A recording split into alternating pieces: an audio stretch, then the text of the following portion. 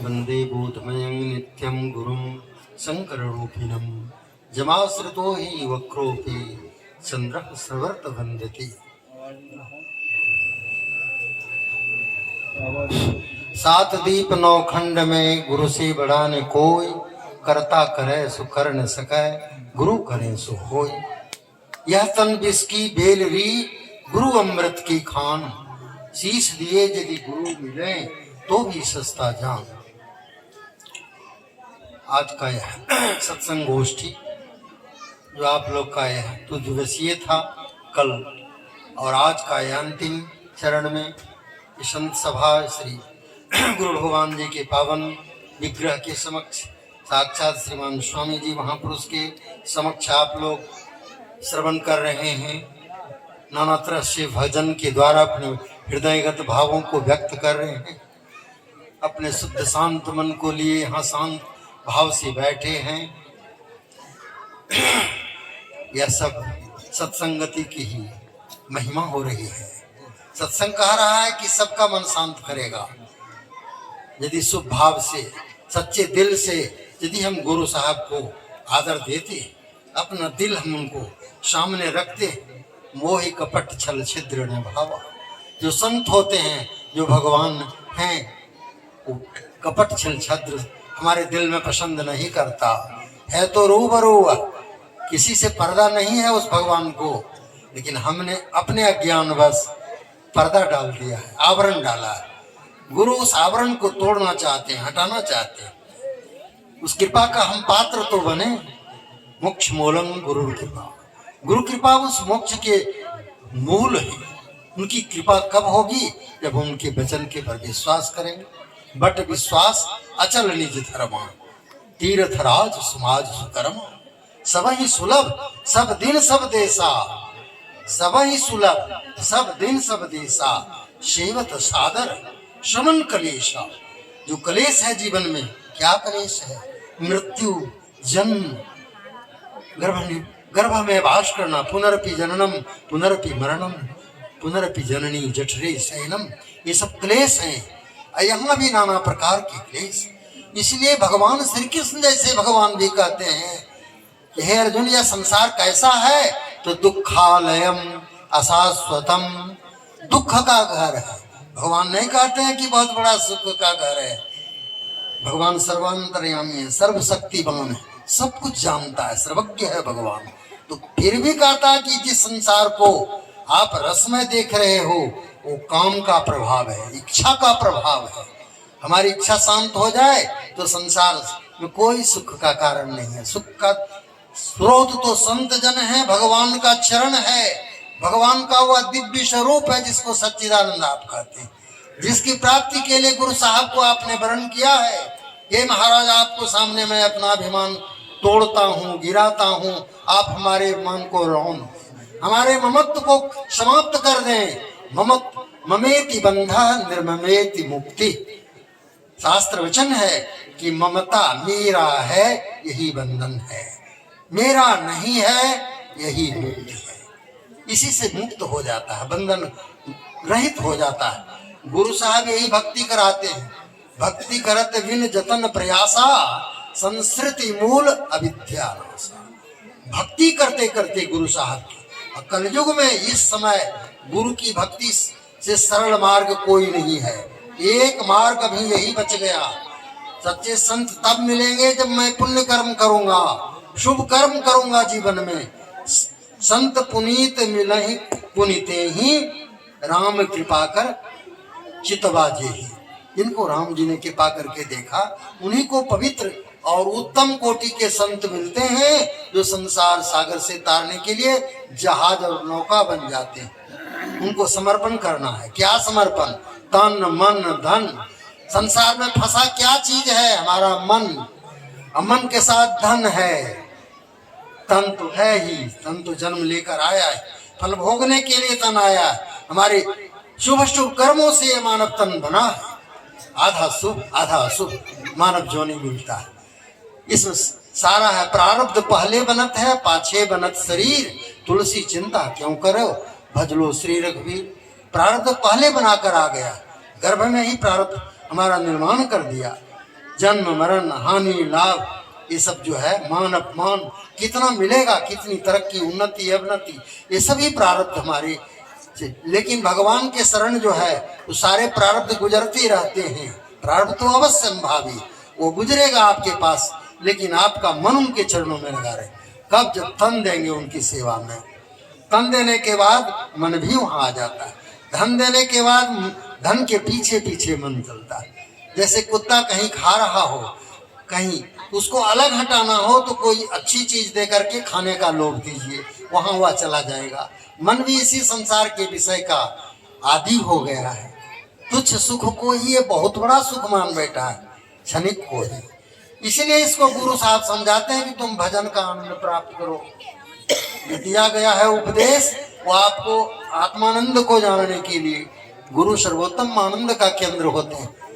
वो आनंद संसार के विषयों के बिना भी मिलता रहता है, आपकी आत्मा से ही आती है, चेतना की गहराई से वो मिलती है और निरंतर मिलता रहता है। उसके बाद आपकी किसी आनंद की जरूरत नहीं होती। उसी आनंद के लिए हम भक्ति के मार्ग में, क्योंकि भक्ति हम लोग के लिए अभी एक मार्ग बच गया है। नहीं कली कर्म न भगति विवेकु राम नाम अवलंबनी।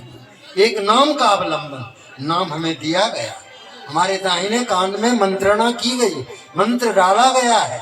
उस मंत्र को जागृत करना, उस मंत्र की भावना से हमको हृदय को भरना है। वो सत्संगति के माध्यम से हमारे इस को प्रकाशित करते हैं। हमारा मन रूपी दर्पण, हृदय रूपी दर्पण स्वच्छ होता है सेवा करने से। यहाँ इतना बड़ा प्रकल्प डाला गया है इन्होंने इनके हृदय में। स्वामी जी महाराज के जो आया कि यहाँ पर एक हनुमान जी का दिव्य मंदिर बने, इसका प्रारंभ भी आज हो गया और आगे देखिए चलता जाएगा। जहाँ जहाँ इन्होंने संकल्प किया है ऐसे दिव्य भव्य मंदिर बना है, जिसे देख करके मन स्वतः शांत और बहुत प्रफुल्लित हो जाता है। जहाँ जहाँ बना है मंदिर, आश्रम में देखेंगे हनुमान जी का विग्रह, तो वो दृश्य आने वाला है जब आप इनके दर्शन करेंगे, इनकी प्रेरणा से सारी, और आप भक्तों के सौजन्य से, प्रेम से, सहयोग से इस कार्य आप ही लोग के जरिए होगा। लेकिन ये सब इनके प्रेम से ही संभव होगा। पीरे दस्त कुताहे दस्त कहा, पीर का हाथ जो होता है, गुरु साहब का हाथ कुदरत का हाथ होता है। वो जब हाथ उठा देते हैं तो कुदरत उसकी रक्षा करती है, कुदरत उसकी सहायता कर देती है। ये सत्य है, सत्य है, सदा सत्य है। इसलिए इनके संकल्प को इनके गुरु भगवान सदा आगे बढ़ करके करवाते हैं। प्रकृति में हजारों लोग के दिलों में प्रेरणा दे देते हैं और वो काम आसानी से हो जाते हैं। मैं इनके संग में, इनकी कृपा से, मेरे ऊपर भी इनका था बड़ा स्नेह और प्यार है। इन्होंने मुझे बहुत आगे बढ़ाया, मेरे भाव को इन्होंने बहुत बढ़ाया, गुरु चरणों में लगाया और आज तक चरणों में उनको लगा ही हूँ श्री गुरु भगवान का। जहाँ जहाँ भी जो आश्रम बनाए, जहाँ जहाँ प्रेमियों का वो समूह सत्संग श्रवण करने को आते, उनके प्रेम और भाव को देख करके, उनके सारे दिल के भाव देख करके मैं गदगद होता हूँ और गुरु भगवान की याद आती है। और उनके जो आशीर्वाद दिया है गुरुदेव ने, वो सब फलित होता है। जो सच्चे दिल से गुरु की सेवा करते हैं उनको इस सतगुरु की सेवा सुफल है। जो कोई करे मन चितलाए वाहि गुरु, एक ग्रंथ साहब का भजन है, नानक देव जी का है कि सतगुरु की सेवा, सतगुरु की सेवा निष्फल नहीं जाएगी। सच्ची सेवा आपको सब कुछ फल दे सकता है। भुक्ति मुक्ति के दायक स्वामी अस गुरुवर को कोटि नमन। भुक्ति भी देंगे, मुक्ति भी देंगे, लेकिन हमारी रावण को शंकर जी से क्या मांगा हो? कहा कि हमको सारे संसार में हमारा प्रभुत्व हो, प्रभुता जगे, हम सबका तीनों लोक के शासन करने वाले। उनको कहा, ये नहीं कहा कि मुझे आत्मज्ञान हो, मुझे आपके चरणों में प्रेम हो, ये नहीं मांगता, क्योंकि तमोगुणी बुद्धि है। इसीलिए हमारी बुद्धि को इस सत्संग के द्वारा सात्विक बनाया जाता है। इस मंदिर के, आश्रम के इस निर्माण के पीछे हमारे हृदय का निर्माण का कथा है। हमारा हृदय का निर्माण होता है, दर्शन से भी वही काम होता है। यदि सच्चे मन से आपका मन यहाँ पर है, अगर मन आपका कहीं बाहर चला गया, शरीर यहाँ बैठा हुआ, तब की बात नहीं कहा जा सकती। लेकिन सच्चे दिल से यदि आप सचमुच मन को स्थिर करके बैठा है, सावधान होकर श्रवण कर रहे हैं, तो आपको जरूर लाभ होगा और जरूर अंतरात्मा में आनंद भी आएगा, जो सात्विक आनंद है। संत सदा सात्विक आनंद ही प्रदान करते हैं अपने हर वचन, हर बोल, हर क्रियाकलाप के द्वारा। ये संसार में यही चाहते हैं। और सारे देखिए इस अवस्था में अनेक रोगों का आक्रमण इनके शरीर पर है। किन्हीं का लिया है या कुदरती तौर पर इन्हें सौंपा गया। किनके दुख, संत महापुरुष दूसरों के दुखों को लेकर ही स्वयं जीते हैं और सामान्य लोग अपने प्रारब्ध के ही केवल भोग पाते, क्योंकि उनको पास सामर्थ्य नहीं, क्षमता नहीं कि दूसरा का दुख लेकर उसे भोग सके। ये महापुरुषों के जिम्मे है, वो ऐसा चाहते हैं और करते हैं, उनको ये दायित्व दिया गया। इनके ऊपर बहुत बड़ी जवाबदेही है। फिर भी आप हम लोग को इस तरह से बीच में आकर के अपना दीदार देते हैं, अपना सत्संग के प्रवचन से हृदय के भावों को, ये महान प्रभु के गुरुदेव भगवान के उस दिव्य छवि को आपके हृदय में बिठाना चाहते हैं। जो सर्वज्ञ थे, अंतर्यामी थे, उनके लाडले हैं, मंजूरे नजर है।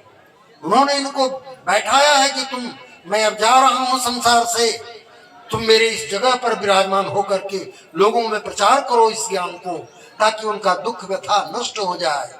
अमीरों को नहीं, गरीबों के पास दिल होता है। अमीरा दे नहीं सकते, गरीबा दे ही देते हैं। गुलों से खार बेहतर है जो दामन थाम लेते हैं।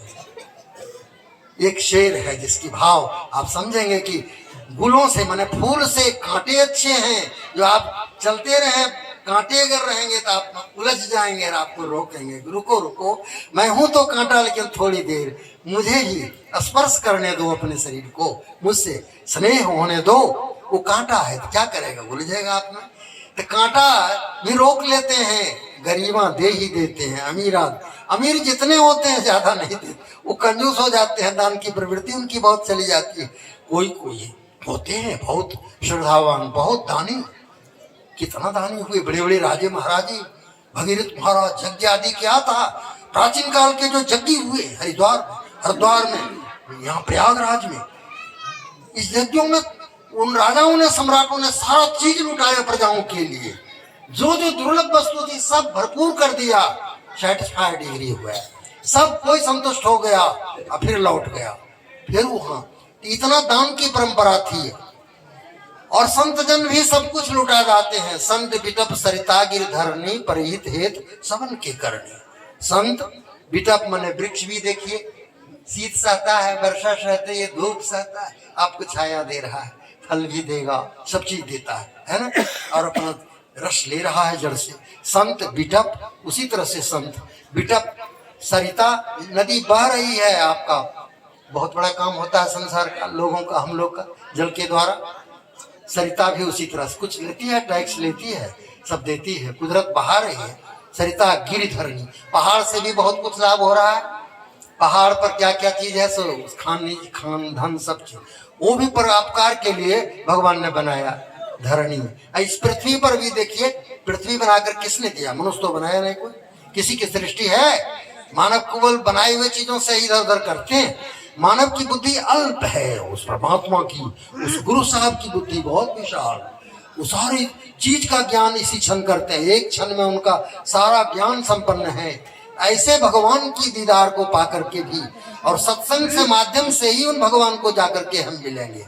उनकी सच्चिदानंदमय स्वरूप में तभी हम लीन होंगे जब गुरु चरणों से अखंड प्रेम होगा, अखंड विश्वास होगा। इसलिए ज्यादा कहना नहीं, आप लोग सब सत्संगी हैं, उपदेशी। एक घड़ी आधी की पुनिया, तुलसी संगत साध की, कटत कोट अपराध कहा। ज्यादा नहीं, जितना कुछ हो दान सबको करना चाहिए। बिना दान की गरीबी आ जाती है। बड़े बड़े महात्मा कहते हैं जिसने जीवन में न दान किया दूसरी बार भीख मांगते हुए नजर आते हैं। जो कर्म करते हैं उसी का फल मिलता है। इसलिए ऐसा अच्छा कर्म संयोग मिला है, इतनी अच्छी सुनने की वाणी मिली। सत्संग की वाणी क्या है, वेद की वाणी है, गीता भागवत सब इन वाणी में छिपा हुआ है। क्योंकि गुरु की वाणी में सब वाणी समाहित है। गुरु के वाणी के श्रवण के बाद कुछ भी श्रवण करने योग्य नहीं रहता। शंकराचार्य भी भगवान कहते हैं सदा किम श्राव्यम, सदा सुनने जो कि क्या है, गुरु वेद वाक्यम, गुरु का वाक्य वेद का वाक्य है और उसको सदा ही सुनना चाहिए। जब शंकराचार्य जैसे जन्म सिद्ध और शिव का अवतार, शिवावतार आदि गुरु जो कहते हैं, वो कभी झूठ बोलते हैं या कभी कह सकते हैं? इतनी महत्ता तो उन लोगों ने गाई है। अब तुलसीदास जी कहते हैं सबई सुलभ सब दिन सब देशा, सेवत सादर समन कलेसा। संत जन सदा तीर्थराज प्रयाग की तरह चलते रहते हैं।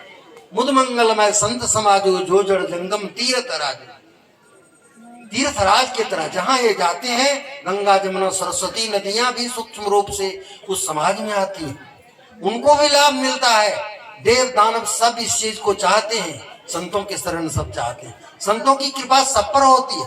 संत भगवंत में अंतर नहीं है, कबीर साहब ने अनेक साक्षी में कहा, साखियों में कहा, अनेक अपने उपदेशों में कह चुके हैं, और सभी संत गुरुदेव भगवान का भी यही वचन है। इसलिए हम लोग मन वचन क्रिया से संत की सेवा, सतगुरु भगवान की वचनों की आज्ञा का पालन दृढ़ विश्वास के साथ, जैसे बरगद के वृक्ष कभी नहीं उलटता, उसी तरह से हमारा विश्वास अटल हो, श्रद्धा पक्की हो। श्रद्धा बढ़ाने के लिए ये सत्संग का आयोजन होता है। गुरुदेव भगवान भी कहते थे, सत्संग तुम्हारी श्रद्धा को बढ़ाएगी, अश्रद्धा के बिना श्रद्धा सत्यम अवाप्यते, श्रद्धावान लभते ज्ञानम, श्रद्धा से ही उस सत्य की प्राप्ति होती है, सच्चिदानंद की। श्रद्धा से ही ज्ञान प्राप्त होता है। श्रद्धा आने पर सब कुछ धीरे धीरे ज्ञान वैराग्य सब आता, और बिना गुरु की शरणागति हुए उनके चरणों में बैठे वो श्रद्धा आएगी नहीं सार्थकी, जिससे हमारा कल्याण पथ पर आगे हम बढ़ेंगे, श्रेय पथ पर। बस इतना ही बोलकर इस सभा की कार्यवाही को मेरे अपनी वाणी द्वारा श्री गुरु भगवान के चरणों में असंख्य बार नमस्कार करके श्रीमान स्वामी जी के चरणों में भी अनेक प्रणाम निवेदन है, और आप लोग के लिए शुभ कामना, मंगल कामना। बोलिए हरिओम तत्सत, हरिओम। बोलिए श्री सतगुरु भगवान, परम गुरु भगवान स्वामी